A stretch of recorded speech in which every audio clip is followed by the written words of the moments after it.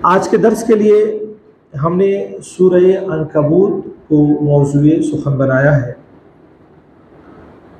सूरह अनकबूत को अनकबूत इसलिए कहते हैं कि अनकबूत के माने आते हैं मकड़ियों के जाले के, और इस सूरह मुबारकह में अनकबूत यानी मकड़ियों का जाला ये लफ्ज़ इस्तेमाल हुआ है। उसी मुनासिबत से इस सूरह मुबारकह को सूरह अनकबूत कहा जाता है। सूरह अनकबूत के अगर हम इब्तदाई हिस्से को देखते हैं तो अंदाज़ा होता है कि यहाँ पर जिस चीज़ को मौज़ूए बहस बनाया गया है, मौज़ूए सुखन बनाया गया है, वो ये है कि नबी करीम अलैहिस्सलातु वस्सलाम की दावत तौहीद व रिसालत के बाद मक्के की जो सूरत हाल हुई, तारीख़ बताती है कि सारा का सारा मक्का हुजूर नबी करीम अलैहिस्सलातु वस्सलाम का जाने दुश्मन हो गया। और आलम यह है कि जो भी इस्लाम से मुतासिर हुआ और हुजूर नबी करीम अलैहिस्सलातु वस्सलाम की शख्सियत से मुतासिर होकर दामने मुस्तफ़ा में आया, उसके साथ जुल्मों सितम की इंतहा कर दी गई। बल्कि जुल्मों सितम की ऐसी इंतहा की गई कि कुछ लोग वो थे कि जिनका ईमान पर कायम रहना मुश्किल हो गया, और कुछ वो लोग भी थे कि जिनका अपने ईमान का इजहार करना मुश्किल हो गया। इन सारे आजमाइशों को, मुश्किलात को देखते हुए कुछ लोग इस्लाम से दूर ही रहे। कुछ लोग अगर इस्लाम के दामन में आ गए तो बर वक्त वो अपने ईमान का इजहार ना कर सके। लेकिन कुछ वो लोग भी थे कि जिन्होंने ना सिर्फ दामन इस्लाम को कबूल किया और ना सिर्फ अपने इस्लाम का इजहार किया, बल्कि इस राहों में आने वाले सारे मुश्किलात को उन्होंने झेलने के लिए, बर्दाश्त करने के लिए खुद को तैयार भी किया। रब करीम ने सूरह अनकबूत में इस बात को जाहिर फरमा दिया कि अल्लाह करीम का ये दस्तूर रहा है कि जो लोग भी दामने इस्लाम में आए और जिस जमाने में भी आए, अल्लाह करीम ने उन्हें आजमाया है। मालों से आजमाया है, जानों से आजमाया है, आलो औलाद से आजमाया है, मुश्किलात से आजमाया है, जुल्म सितम का सामना करवा के आजमाया है। और याद रख लो कि सुबह क़यामत तक ये दस्तूर और ये उसूल कायम रहेगा, और जो भी इस्लाम के दामन में आएगा उसे आजमाया जाएगा, उसे आजमाइशों से गुजरना होगा। और ऐसा ही नहीं है, बल्कि सूरह अनकबूत में इन चीज़ों के हवाले से बाज़ अंबिया कराम का ज़िमनी तौर पर तज़किरा भी किया गया, ताकि ये वाज़ेह कर दिया जाए कि यह आजमाइशें सिर्फ तुम्हारे साथ खास नहीं है, बल्कि पहले के अंबिया कराम के साथ भी और उनकी उम्मतियों के साथ भी ऐसी दुश्वारियां पेश आई हैं, ऐसे मरहले पेश आए हैं, और उन्हें भी आजमाइशों से गुजरना पड़ा है। ये तो हम लोगों पर खुदा का बड़ा एहसान है कि हज़ारहा बदअमलियों के शिकार होने के बावजूद भी इज्जत व आबरू की ज़िंदगी जी रहे हैं। वरना आलम तो यह है कि आजमाइशें अपनी जगह, सिर्फ हमारे गुनाहों और हमारे करतूतों की सज़ा अगर हम पर डाल दी जाए तो हमारा वजूद ख़तरे में पड़ जाए, हमारी बका न रह पाए। मगर ये मौला का एहसान है कि उसने हम पर करम किया है कि हज़ारहा गुनाहों के बावजूद, नाफरमानियों के बावजूद, उसके उसूल व क़वानीन के ख़िलाफ़ करने के बावजूद भी उसने हमें बाकी रखा है और बड़ी इज्जत की ज़िंदगी और पुरसुकून ज़िंदगी अता फरमाई है। इस ज़िंदगी पर जितना भी शुक्राना हम बजा लाएं ये कम है, लेकिन इतनी बात तो ज़रूर है कि अब गुनाहें हदों से पार करती जा रही हैं और मुसीबतें हमारी तरफ धीरे धीरे आ रही हैं।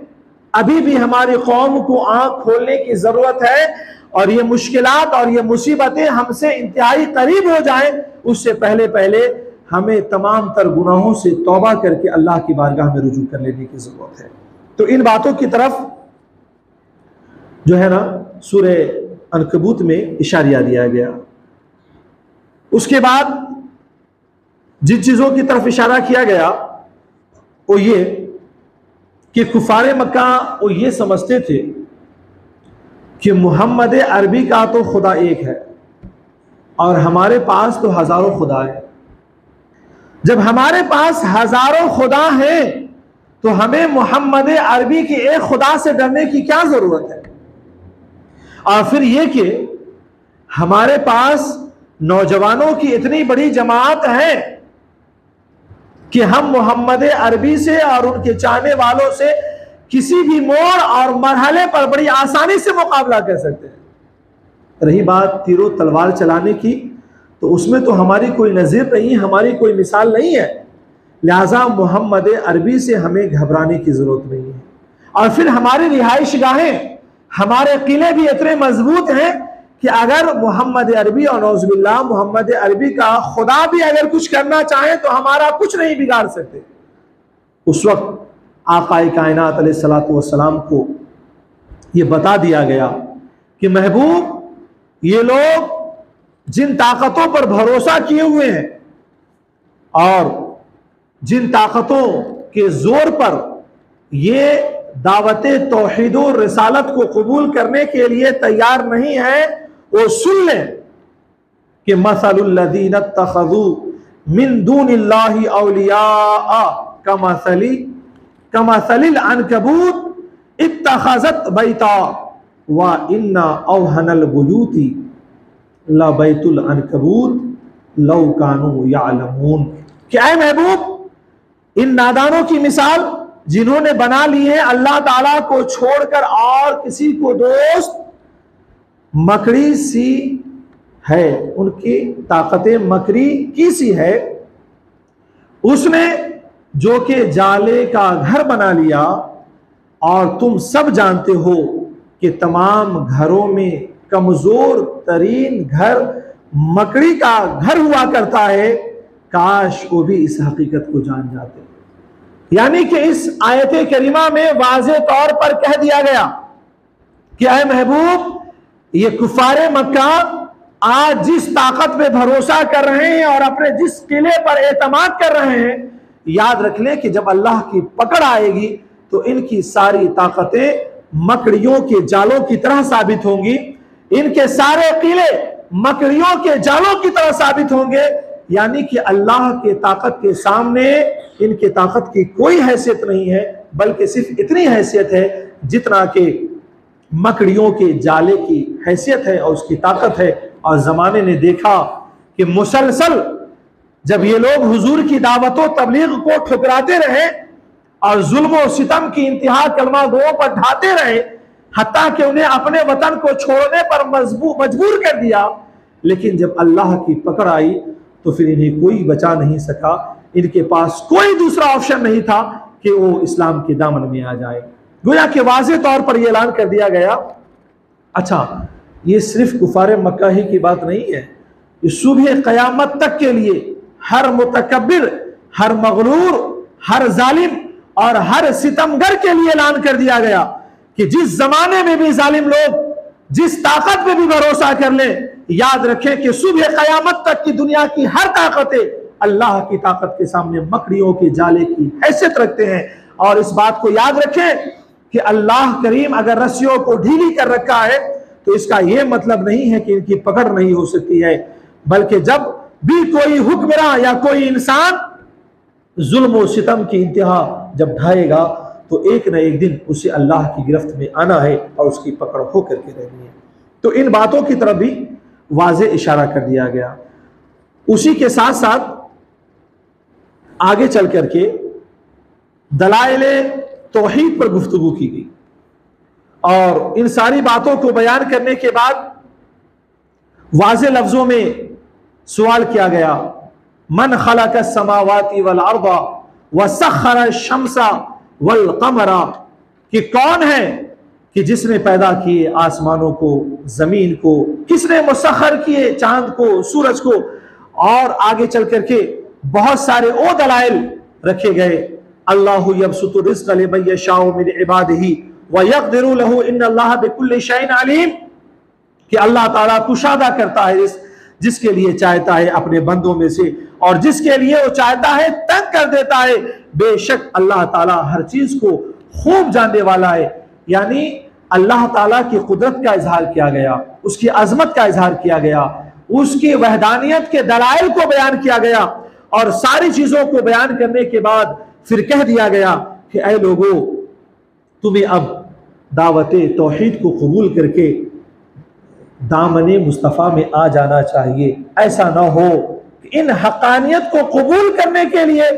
तुम्हें दुनिया की मोहब्बतें, दुनिया की ऐशो इशरतें आड़े आ जाएं, बल्कि सुन लो, वमा हादिहिल हयातुद दुनिया इल्ला लहव व लइब, कि दुनियावी जिंदगी क्या है सिवाय इसके कि ये खेल है, ये कूद है। व इन्ना दारल आखिरत लहियल हयावान, और याद रखो कि दारे आखिरत, आखिरत का घर यही वो जिंदगी है जो हकीकी जिंदगी है। गोया के बता दिया गया कि इस दुनिया की हैसियत क्या है और आखिरत की क्या हैसियत है। इस लिहाज से दलाइल तौहीद को वाज़े करने के बाद, अल्लाह की कुदरत कामिला को बयान करने के बाद, दुनिया और आखिरत दोनों की हैसियतों को वाज़े करके ये पैगाम दे दिया गया कि ऐ लोगों, अगर तुम्हारी आंखों पर तासुब के पर्दे नहीं पड़े हुए हैं तो इन सारे दलाइल में गौर करो और कुफ्र और शिर्क से बाज आकर के वहदानियत को कबूल कर लो। इस दुनिया को हकीर समझो और आखिरत की दुनिया के लिए तुम तैयारियों में लग जाओ। यही तुम्हारी असल कामयाबी है, यही तुम्हारी असल जिंदगी है। उसके अलावा और भी बहुत सारे आमाल की तरफ जो है ना सूरह अनकबूत में जो है इजहार किया गया, इबादतों की अहमियतों को बयान किया गया, और वो आयत मुबारका भी इसी सूरह मुबारका में है, इन्ना सलाता तन्हा अनिल फहशाई वल मुनकर, कि बेशक नमाज इंसान को बेहयाई और बुरी बातों से रोकती है। इन सारी चीजों का पैगाम देने के बाद आखिर में एक बड़ा अहम पैगाम दिया गया, वो ये कि वल्लदीना जाहदू फीना लनहदियन्नहुम सुबुला व इन्नल्लाहा लमअल मुहसिनीन, कि जो बुलंद हिम्मत मसरूफ हैं जिहाद में, कोशिशों में, अल्लाह को पाने में, तो सुन ले, लनहदियन्नहुम सुबुला, तो हम उसे जरूर अपनी राहों की तरफ रहनुमाई करेंगे, रास्ता दे देंगे, और बिलाशुबा अल्लाह ताला एहसान करने वालों के साथ है। इस बात को याद रखें, मुश्किलात अपनी जगह, दुश्वारियां अपनी जगह, परेशानियां अपनी जगह, दुनिया की ख्वाहिशात अपनी जगह, ऐशो इशरत भरी जिंदगी अपनी जगह, लेकिन जब बंदा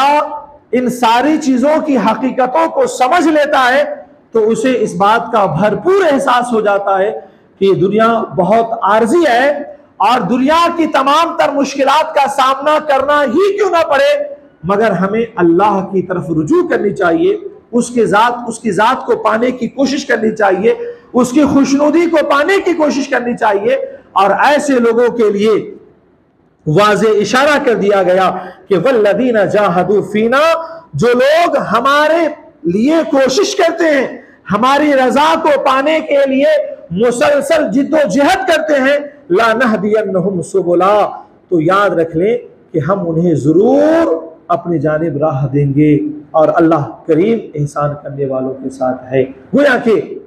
ये दुनिया की जो भी दुश्वारियां हैं अपनी जगह, मगर हमारी जिंदगी का एक मकसद होनी चाहिए, और वो ये है कि हम अल्लाह की रजा को हासिल कर ले, अल्लाह की खुशनुदी को पाले, और दुनिया में रह करके अपनी जिंदगी को इस तरह से गुजारे कि दुनिया भी पुरअमन गुजरे और आखिरत की तैयारी होती चली जाए। यही हमारी कामयाबी की ज़िंदगी है। अल्लाह करीम की बारगाह में दुआ है कि मौला करीम हम तमाम लोगों को अपने फरमान और प्यारे हबीब के फरमान पर अमल करने की तौफीक अता फरमाए। मौला करीम इस माह मुबारक की कद्र करने और इसकी तमाम तर इबादतों को खुलूस क़ल्ब के साथ बजा लाने की ताकत व तौफीक अता फरमाए। व आखिर दावाना अनिल हम्दुलिल्लाह।